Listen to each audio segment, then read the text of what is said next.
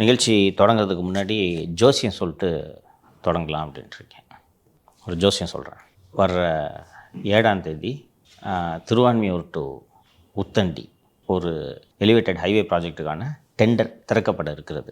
அந்த டெண்டர் ஹைதராபாத்தை சேர்ந்த KNR constructions என்ற நிறுவனத்திற்கு வழங்கப்பட இருக்கிறது. இதான் நான் சொல்கிற ஜோசியம்.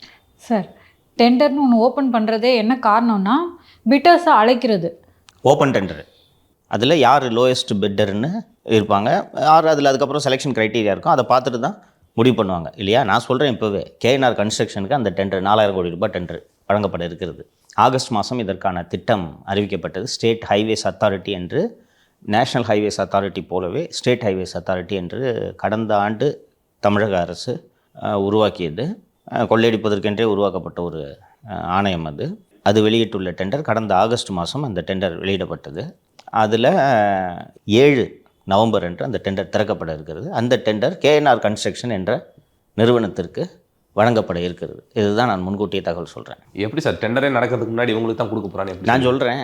அந்த டெண்டரில் ஒரு கண்டிஷன் போட்டிருக்காங்க. இது மாதிரி ஒரு பிரமாதமான ஒரு சிறப்பு வாய்ந்த உலகத்தில் எங்கும் பார்க்காத அதிசயிக்கத்தக்க ஒரு கண்டிஷனை நீங்கள் எங்கேயும் பார்க்கவே முடியாது. என்ன கண்டிஷன்னா, எந்த நிறுவனம் ஹைவேஸ் அதிகாரிகளோடு சேர்ந்து அந்த இடத்தை பார்வையிட்டுள்ளதோ அந்த நிறுவனத்திற்கு தான் டெண்டர்னு ஒரு ஆர்டர் போட்டிருக்காங்க. இப்போ நீயும் டெண்டரில் பார்ட்டிசிபேட் பண்ணலாம், ஆனால் நீ போனால் ஹைவேஸ் அதிகாரிங்க கூட வருவாங்களா? இப்படி ஒரு கண்டிஷன் கேள்விப்பட்டிருக்கியா? சில பல ப்ராஜெக்டுகளை செய்திருக்க வேண்டும், முன் அனுபவம் இருக்க வேண்டும், ஒரு நிறுவனத்திற்கு இவ்வளோ டேர்ன் ஓவர் இருக்கணும், ஏற்கனவே பெரிய ஹைவேஸ் ப்ராஜெக்டை பண்ணிய அனுபவம் இருக்க வேண்டும், டிஃபால்ட்டராக இருக்கக்கூடாது, குறிப்பாக சாலை கட்டுமான பணிகளில் அனுபவம் இருக்க வேண்டும். இப்படிலாம் கண்டிஷன் போட்டிருக்கிறத கேள்விப்பட்டிருப்பேன். ஹைவேஸ் அத்தாரிட்டிஸோடு போய் அந்த ப்ராஜெக்ட் நடக்கிற இடத்த பார்வையிட்டது ஒரு கண்டிஷனாக வச்சுக்கிங்கன்னா கேள்விப்பட்டிருக்கியா? அந்த பாலத்தை கட்டுவதற்கு அது என்ன மிகப்பெரிய தகுதியா சார்? அதுதான் நானும் கேட்குறேன். இது ஒரு தகுதியா? ஏற்கனவே இதே போல் கார்ப்பரேஷனில் ஒரு டெண்டரை பற்றி நம்ம பேசணும், ஞாபகம் இருக்கா? என்ன டெண்டர் சொல்லுங்கள்? 24 மணி நேரத்தில் 3 நாள். 24 மணி நேரம் ஒன்று. இன்னொன்று, ரோடு போடுறதுக்கு பொல்யூஷன் கிளியரன்ஸ் சர்டிஃபிகேட் வேணும், என்ஓசி வேணும்ட்டு ஒரு கண்டிஷன் ஒன்று இம்ப்ளை பண்ணியிருந்தாங்க, ஞாபகம் இருக்கா? பொல்யூஷன் கண்ட்ரோல் போர்டுக்கிட்டேருந்து என்ஓசி எப்போ வேணும்னா சக்ஸஸ்ஃபுல் பிட்டருக்கு தான் வேணும்ன்ட்டு இருந்துச்சு.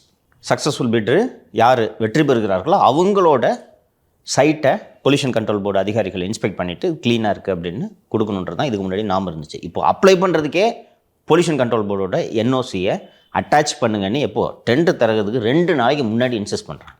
ஏற்கனவே இந்த சர்டிஃபிகேட்லாம் வாங்கி ரெடியாக வச்சுக்கிட்டு ஒரு 2 ஃபேம் இருக்குது, அவன் போய் வாங்கிட்டு போயிட்டான். பொல்யூஷன் கண்ட்ரோல் போர்டு அதிகாரிகள்கிட்ட போயிட்டு சார் இந்த மாதிரி டெண்டர் முடிய போது கொடுங்கன்னு சொன்னால், உடனேலாம் வர முடியாதே அப்படின்றான். இதே போல் அங்கேயும் அந்த சர்டிஃபிகேட்டை கொடுக்கணுன்ட்டு ஒன்று இருக்குது. இருக்கவே மாட்டாரான். அந்த கான்ட்ராக்டர்கிட்ட, கார்ப்பரேஷன் கான்ட்ராக்டர்கிட்ட பேசினா, சார் இருக்கவே மாட்டார் சார். அதையெல்லாம் மீறி ரொம்ப கஷ்டப்பட்டு பிடிச்சானா, உங்களுக்கு யார் கொடுக்க போகிறாங்கன்னு தெரியாத, போய் மந்திரி ஆஃபீஸை போய் பாருங்கள், என்ன தொலை பண்ணிட்டுருக்கீங்க என்று சொல்வார்கள். இப்போ இதில் வினோதமான இந்த கண்டிஷன் என்னன்னா, ஹைவேஸ் அதிகாரிகளோடு சேர்ந்து அந்த இடத்தை பார்வையிட்ட நிறுவனத்துக்கு தான் டெண்டர் அப்படின்னு ஒரு கண்டிஷனை போட்டிருக்காங்க. இதில் நாங்களும் பார்வையிட்டதுக்கு வராங்கன்னு சொல்லிட்டு எல்என்டி போன்ற பெரிய நிறுவனங்கள் எல்லாம் முன் வந்திருக்குது, உன் கூடலாம் வர முடியாதுன்னு ஐஏஎஸ் அதிகாரிகள் சொல்லிவிட்டார்கள். ஸோ இந்த கேஎன்ஆர் கன்ஸ்ட்ரக்ஷன் போய் திருவண்ணாமலையிலேருந்து உத்தண்டி வரைக்கும் போய் சுற்றி பார்த்து விட்டு, நாங்கள் ஏதோ பார்த்துருக்குறோம் பாருங்கள்னு அந்த ஹைவேஸ் அதிகாரிகளோட அந்த புகைப்படம் அதெல்லாம் அட்டாச் பண்ணிட்டாங்க. அண்டு எல்என்டி இது போன்ற பெரிய நிறுவனங்கள்கிட்டலாம் கூப்பிட்டு நீ அப்ளை பண்ணாதுன்ட்டாங்க. ஒன்றும் கிடையாது, தேர்தலுக்கு முன்னால் வேலு அடிக்க போகும் பெரிய கொள்ளை இது. அது 2100 கோடி என்னமோ போட்டிருந்துச்சு. அந்த காஸ்ட் இதெல்லாம் இன்ஃப்ளேட் பண்ணி 4000 கோடின்னு அதை உயர்த்துறதுன்னு முடிவெடுத்துட்டாங்க. கிட்டத்தட்ட 20 to 30% ப்ராஜெக்ட் காஸ்ட்டை இன்ஃப்ளேட் பண்ண சொல்லிட்டாங்க. 100 கோடி ரூபாய் ஒரு ரோடு போடுறதுக்கு ஆகுதுன்னா 120 கோடியாக போடுன்றதை சொல்லிட்டாங்க. சரியா? 120 கோடியாக அதை போடும்போது ஏற்கனவே அந்த 100 கோடிக்கு கோட் பண்ணுறதுலேயே 20% லாபம் வச்சு தான் அவன் போடுவான். எந்த நிறுவனமாக இருந்தாலும் 20% கூட லாபம் இல்லாமல் பிட் பண்ண மாட்டாங்க பெரிய ப்ராஜெக்டை. அதில் இன்னொரு 20% இன்ஃப்ளேட் பண்ணால் அந்த இன்ஃப்ளேட் பண்ண 20% மொத்தமாக மந்திரிக்கு. புரியுதா? 4000 கோடியில் எவ்வளோ 20%? ஸோ துண்டா 800 கோடி இதில் வேலுவுக்கு போகுது.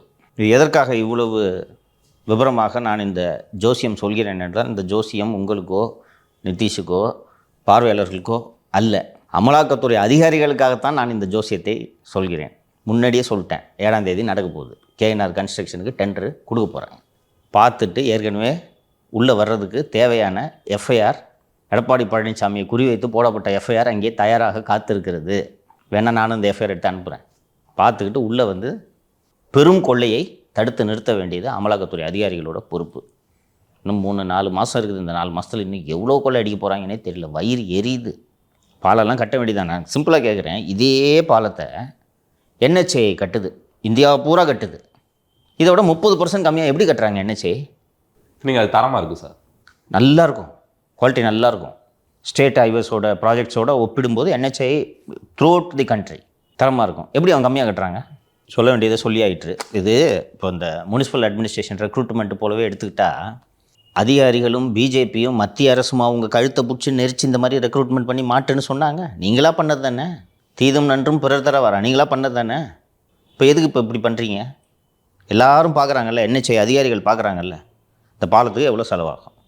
இன்னொன்று, இந்த துறையில் இருக்கக்கூடிய ஒப்பந்ததாரர்களுக்கு KNR கன்ஸ்ட்ரக்ஷனுக்கு எப்படி டெண்டர் கிடைச்சதுன்னு தெரியாதா? இது ஒரு கண்டிஷனா? அப்போ நீங்களாக போய் எலிப்பொறியில் போய் காலை வச்சுட்டு ஐயோ பிடிக்கிறாங்க குறி வைக்கிறாங்க. பாஜக குறி வைக்கிது. குறி தான் வைப்பான்.